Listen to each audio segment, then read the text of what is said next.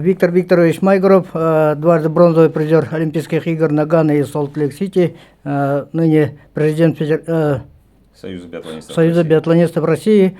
И как для вас вот соревнования, которые сегодня прошли в Алдане? Ну, по-своему уникальны, вот, со своим форматом. Мы открываем сезон этими соревнованиями уже второй год подряд.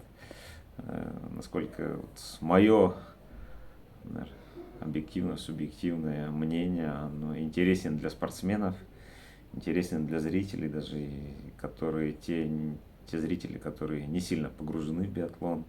Было много эмоций на стадионе. Вот.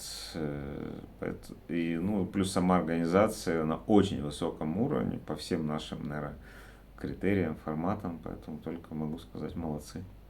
Отсутствие международных стартов насколько сильно отразится на результатах в будущем? Ну, любой старт – это стресс, и соревнования вот такого плана, где короткий круг и контактная борьба, и стрельба, когда приходят все вместе, это очень хорошая тренировка для того, чтобы выступать в будущем на международных соревнованиях, когда цена промаха выше, ответственность выше. Поэтому это часть подготовки к самым крупным соревнованиям. А вот Алдан, вот сборная России уже несколько лет приезжает на первый снег. Насколько это вот дает тоже преимущество?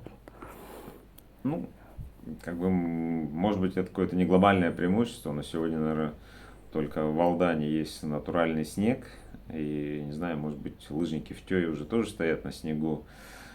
Так или иначе, все наши спортсмены после середины октября пытаются где-то найти снег, но он больше искусственный, а здесь натуральный.